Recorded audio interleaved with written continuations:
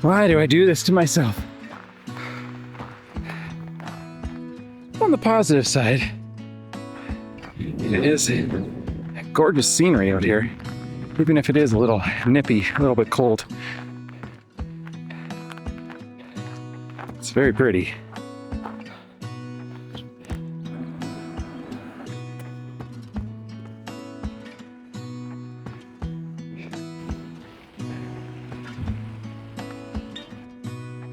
It is another day, and I'm starting to think.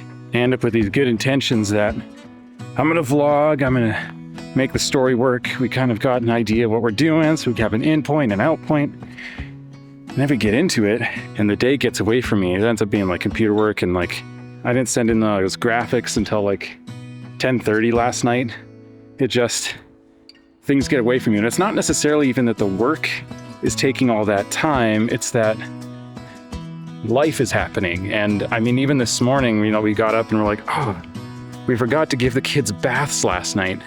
I feel a little bit frazzled.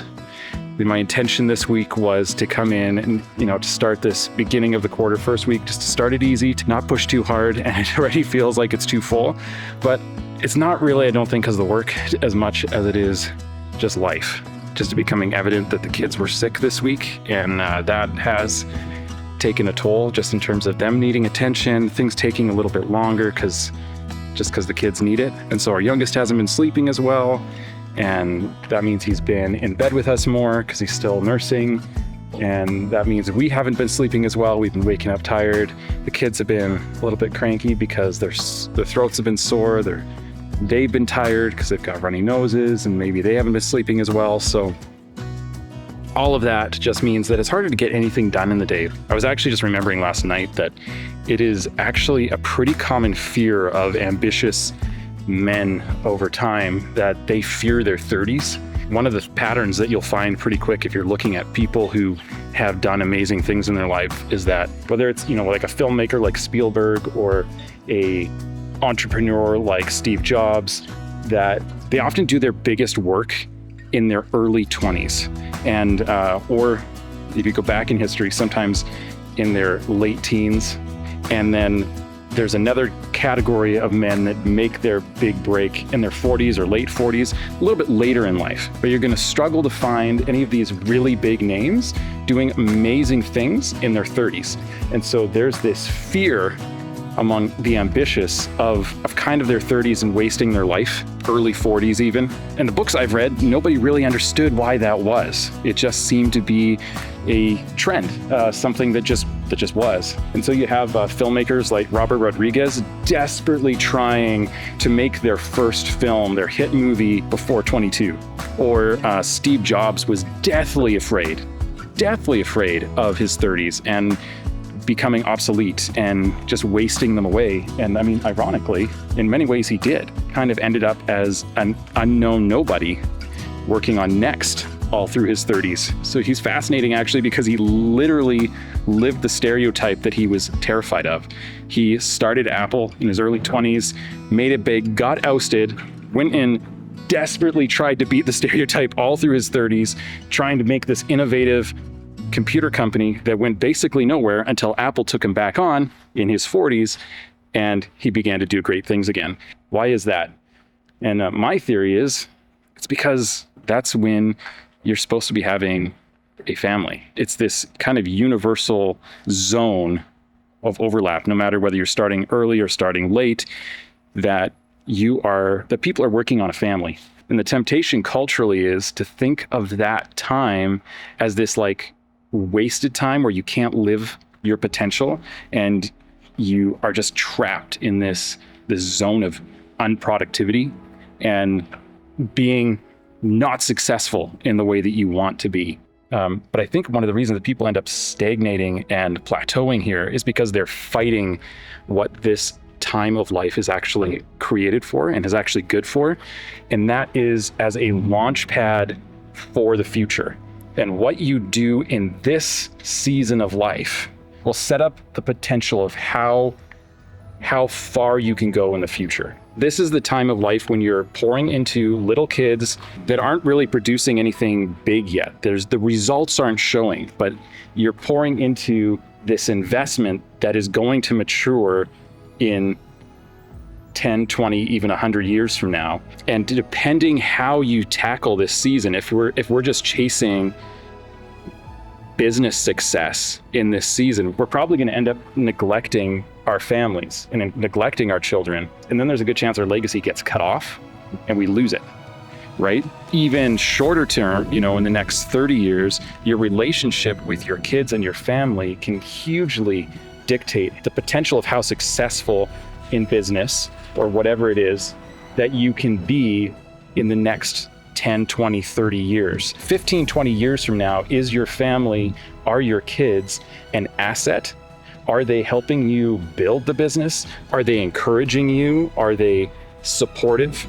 Are your relationships when you interact with them uplifting and giving you energy and life? Or did you neglect them, not pour into them like you should, put business on hold, focus on them as the priority, and now when you deal with family, it's just a drain. You're constantly stressed out and frustrated and have negative emotional energy because you're working through all these problems that you're now facing because you didn't focus on your kids and your family like you should have. That's a lot of rambling, but that's what I was thinking about last night. And right now, we're kind of in that season, and we need to be okay with not moving as fast and taking life a little simpler, a little bit slower, and not stressing out about slow growth, because we're not building for a little viral blip of success in our lifetime. We want to be building for a legacy that is going to last for hundreds of years, set our great grandchildren up for success, not just one generation deep. Get out of the way of that truck. All right, so today is harvest day, so I'm going to take a shower and then we will get harvesting. This could be one of our biggest order days ever, so that's super exciting. We're going to try a new technique. Now, I'm going to go take a shower. Okay, so what we're going to try today is I'm going to harvest. We're going to use some trays like this to see if we can harvest everything all at once, because it wouldn't fit in our bins otherwise. And then once I've harvested, then Jill will pack, and then I'll help the kids sticker and things like that. So kind of doing a little more in stages, see if we can involve the kids a little bit more, so it's not just total chaos like it is out here right now the whole time we're harvesting. This will be our product for the trade show, where trays are starting to lift. Those, How many? so I have 18. tallying? Yeah, so done tallying. So 18 total, and that's how many of each. And so I'll just label those ones that are individual, just so that we know who those belong to. That's exciting. So I was remembering one of the points I was going to talk about earlier, and now it's going to be a little disjointed, but one of the things that you often hear as you start getting older, probably said yourself, I know I've said it myself, you start to make excuses about behavior, life circumstances revolving around your age. So one of the things I know I've said, I hear lots of people say all the time is, I'm just not as young as I used to be. I don't bounce back like I used to. Specifically regarding sleep, right? Like when we were all teenagers, we could, almost any of us could probably have pulled an all-nighter and, we'd be a little tired, but the next day after a good night's sleep, you'd bounce right back. You could eat junk food and seemingly have no consequence. But specifically sleep, you could push your body and then feel like you could just bounce right back almost any time. And now it feels like, okay, well, I must be getting older because I just can't do that anymore. And it was just somebody said that the other day, and it was just a good insight. I think that Jill just had this realization where she said, do you not bounce back like you used to, or are you just doing more than you used to? That as you get older, in your 30s, early 40s, whatever it is, you can think that, oh man, I just can't handle life like I used to when I was younger. And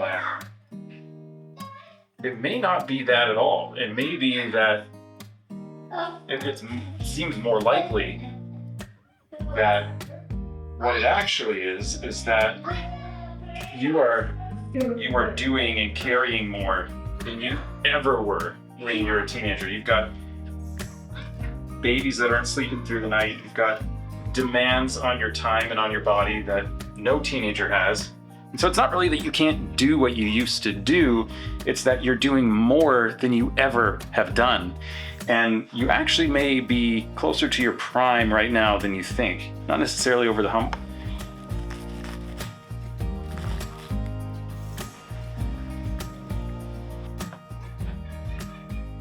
It's not that you have this stage of life where almost universally all these ambitious people can't accomplish anything, and it's not that your body's decaying so much that you can't work hard for a couple days and then a weekend is no longer enough to recover. It's like we expect things to operate the way they used to when we've changed the circumstance, and that potentially in this stage we are actually doing more than we have ever done in our lives and accomplishing more and more significant things than we ever did in our 20s or when we were younger.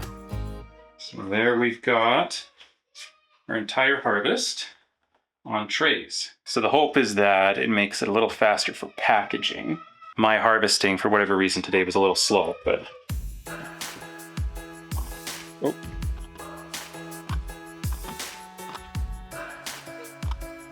Nice.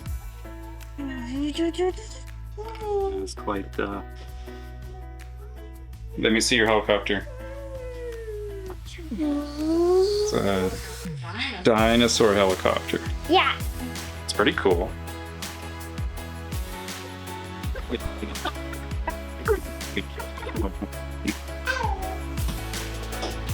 3 shelves full of product. I mean, if we had, basically a half a rack to a rack somewhere that we were doing every week, that'd be pretty great. Okay, so I'm gonna go get lunch, but just wanted to note, that's our first week that we've run out of sunflower. I think we've run out of, what have we run out of before? We ran out of broccoli maybe once.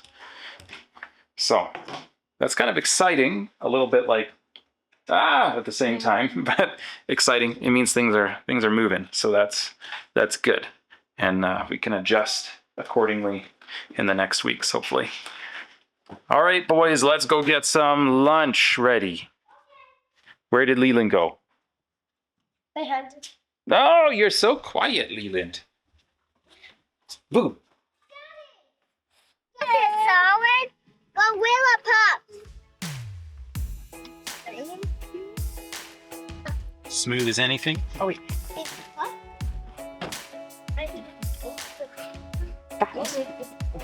I did it, and then you're like, take a video, and then you're like sitting there with the video, and you're like, that's not what I want, and then you're like, oh no, okay, I don't want to accidentally send that. So then I'm like trying to get out so that I can send a picture. So, because you're like in the middle of the send. How do the Amazon drivers do it? Man, look at last week, it looked like spring. Look at this week. I must give you some chocolate pops. That you could try. Say nubby on.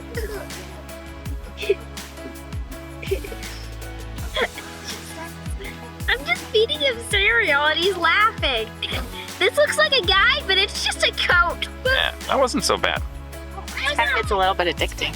We've never done anything that is this has this quick of a dopamine result. You know what I mean? Like all these little deliveries and all these little ones. Like, it's kind of nice for a change.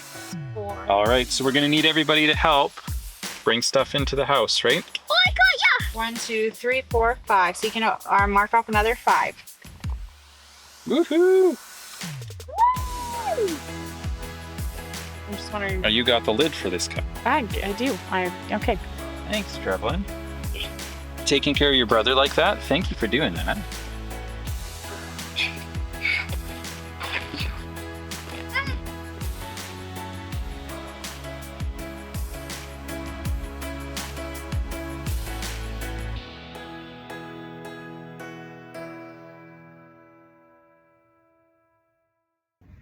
You know what's way healthier than scrolling? Microgreens. Microgreens grown at Didsbury, actually. We could deliver them to your door. You could be so healthy while you scroll. Or you could stop scrolling, go to the link, and order the microgreens. And then maybe you'd break the whole habit. Win-win, right? I don't know. I don't know. Was that too much? Was that too much? You let me know in the comments. All right. Proceed with your day or order some microgreens. They're good for you.